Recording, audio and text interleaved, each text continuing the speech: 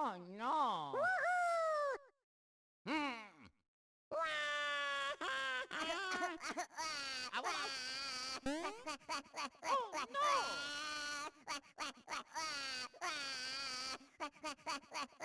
Oh no!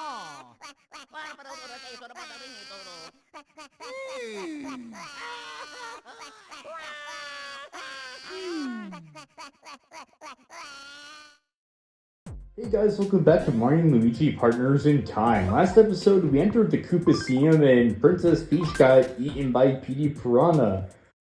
Now this is stage boat for superstars, yeah. Anyway, where was I? Is this the dome's basement?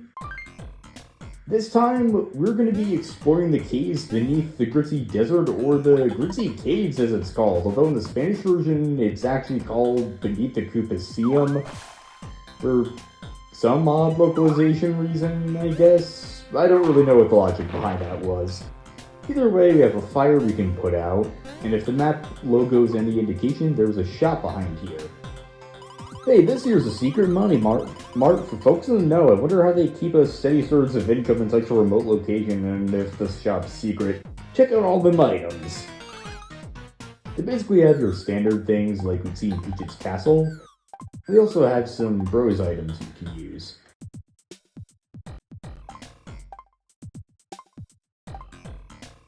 Think I'm gonna go for some pocket jumps. Actually, what the heck, let's get some more trampolines. We also have the gear merchant. Come on now, you gave her wall beating the play things to at least take a peek at our gear. For clothing, we have muscle slacks, svelte slacks, thrilling pants, that sounds like a strange name, and tissue pants. Out of all of these, none of them seem particularly appealing to me, honestly. I think we'll give those a pass, and the badges too I'll give a pass. Pow Peak badge, basically you have 3 turns where you do a lot of damage, but then you faint. Same thing goes for Defense Peak badge. For the Dire Pow badge, you do tremendous damage, you have less than a quarter HP left, and Dire Free badge allows you to use as many attack items so you have less than a quarter of HP left. Whatever you do, don't get the Dire Free badge because you actually will get that as an overworld item later on this area, so just buying it's a ripoff. Now we have this blue pipe here that doesn't take us forward, but instead takes us back up here. Luigi automatically hits this block so you can go back to Peach's Castle and restock on items, heal up at any time you want, and there's no risk of accidentally falling off and then getting screwed out of completing the Gritzy Caves. Now back here we have some new enemies. For starters, we have the Dark Boos, which are recolored versions of the Boos from Big Bowser's Castle. They move faster and have higher stats, although they also have a very annoying effect where if you get hit by them during their attack, they can steal one of your items, and afterwards they'll flee from battle. So in that case, you have the 1 turn to defeat them before they run off and take that item. They can be pretty annoying in that regard, but aside from that, there is nothing much to them. They function the same as the Boos, only faster like I mentioned, and the timing for their attack is to jump as soon as they appear.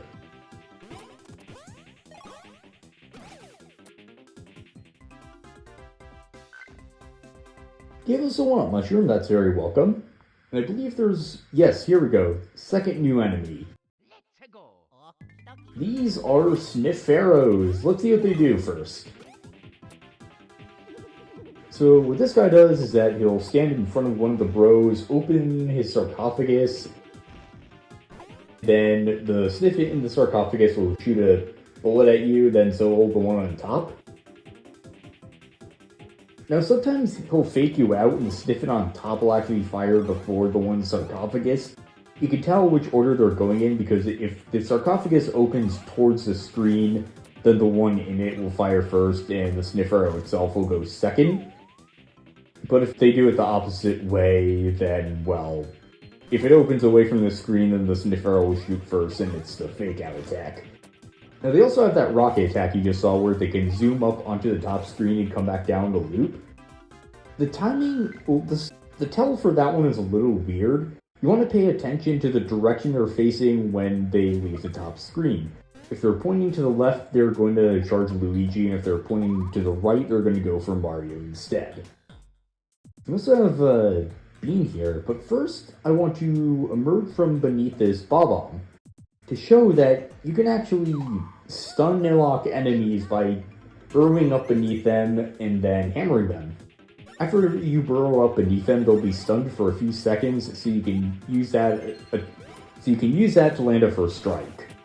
I didn't actually know about that until pretty recently, so it's a very useful tool, and I highly recommend using it, especially against enemies like the bob-bombs, which can do a lot of damage to the babies if you aren't careful enough. But like I mentioned in the last episode, the bob-bombs will explode once you do 20 damage to them. So if you've already done over that amount of damage to them, then I'd recommend not attacking them in battle and just letting them off themselves, basically. That sounded very callous to say that. I don't like the way I phrase that.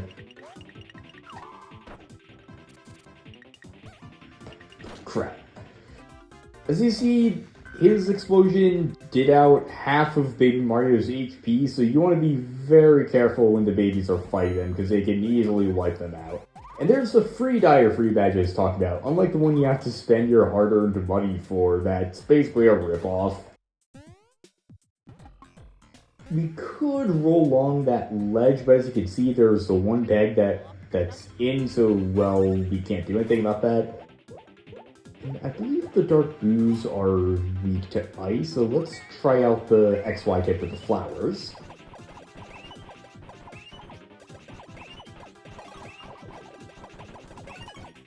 Oh.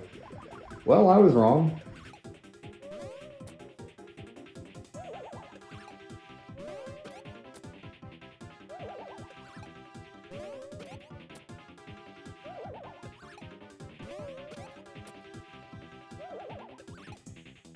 Damn it. So that's what happens when the Dark Boo steals her item. Crap, please let us defeat him in the turn or else we'll get away with the trampoline, which costs a lot of coins. Okay, good, we got it back. I would use the Pocket Chomp there, but the Pocket Chomp and hammer attacks are actually useless against floating enemies. You'll just miss them. So unfortunately, Pocket Chomps aren't very good against Dark Boos. But thankfully, they're down now. Oh, Baby Mario gets a level up to level 16, so that means he gets an HP increase. 4, that's pretty nice. And so does Baby Luigi. Alright, what do you got? 4. Alright, same number is pretty nice.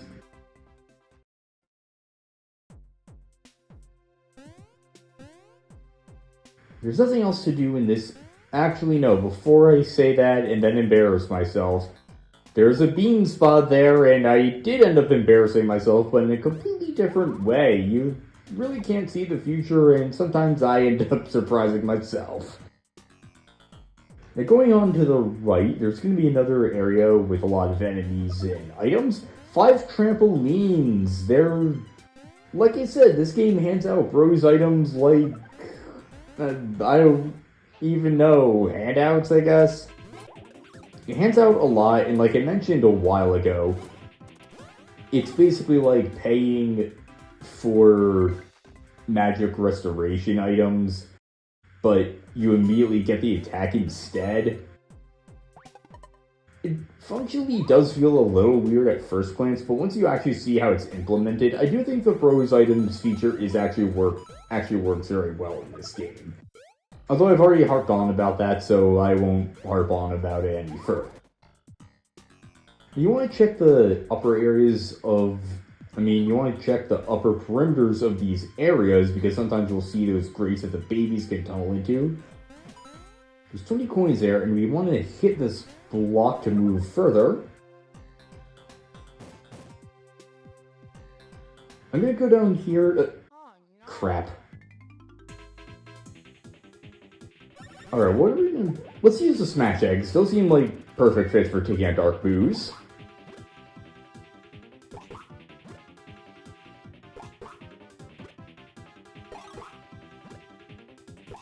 So you see, the Smash Eggs give us items while the Dark Boos taketh. Eggs are a symbol of new life while Boos are ghosts, a symbol of death. I'm looking way too deep into this. I'm like the whole joke about English teachers seeing blue curtains and like, oh, it symbolizes sadness when it's just blue. But first, give us back our pocket shops, you no-good thief.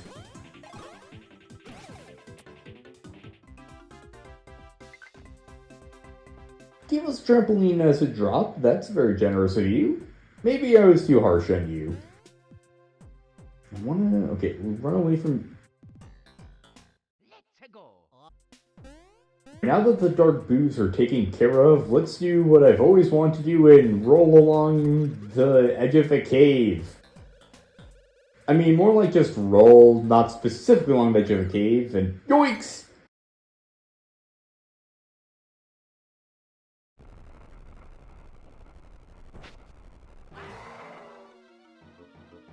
Hey, what's the big idea? Unhand me, you clods!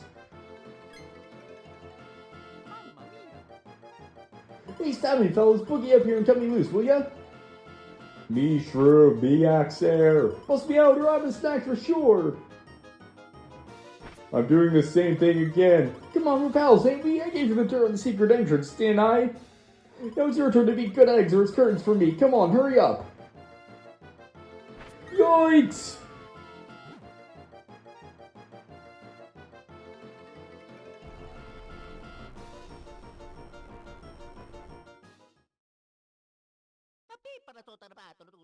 Oh yeah. You know, you probably could have, like, knocked Petey out of the way or, like, distracted him, but I'm not gonna look too deep into it. Let's get the babies back to our side. There's a bean there. Now in this... Oh, there's just a single coin in there. I was hoping it would be at least, like, more than one coin or, like, a gear, but actually I shouldn't complain.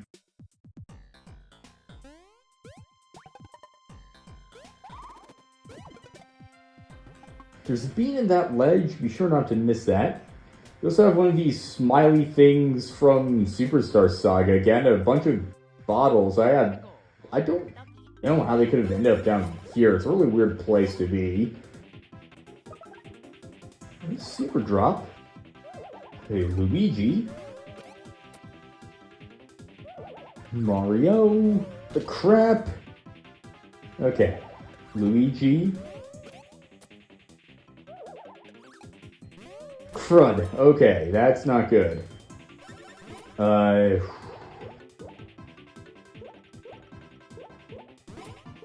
what? Screw it. Let's use a cannonballer on this dark boo and then a cannonballer on the other dark boo.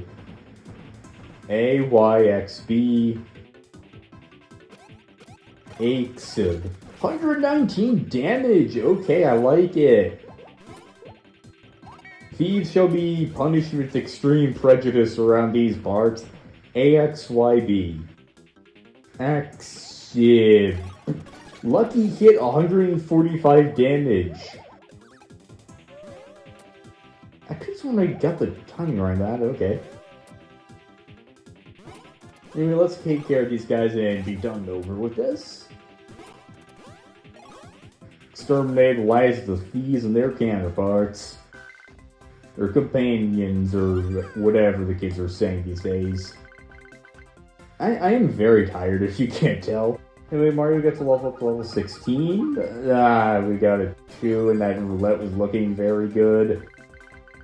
Another level 16 for Luigi.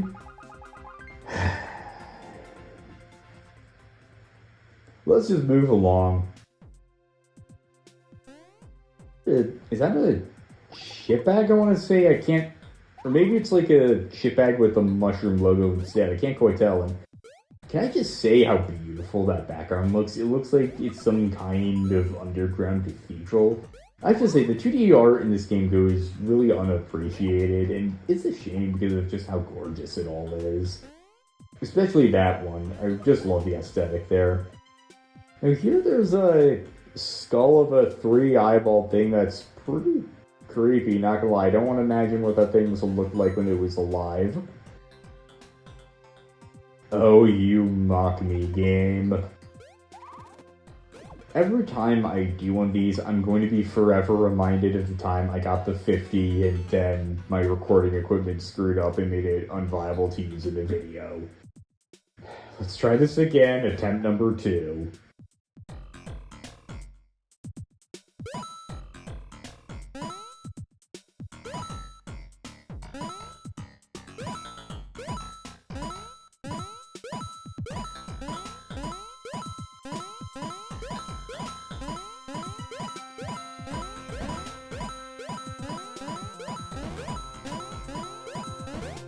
Well, that was better than last time at least. Last time was 30, this time was 32, so we are improving.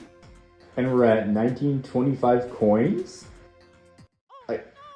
How was that a back attack? I walked right into him.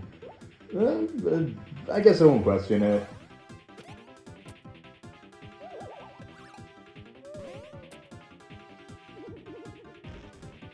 That's the fake out attack where when it opens away from you, then you want to wait for the first bullet to go by and then jump. And in my excitement of seeing that, I completely forgot to jump and just got hit in the face with a bullet. Hopefully that doesn't happen in real life.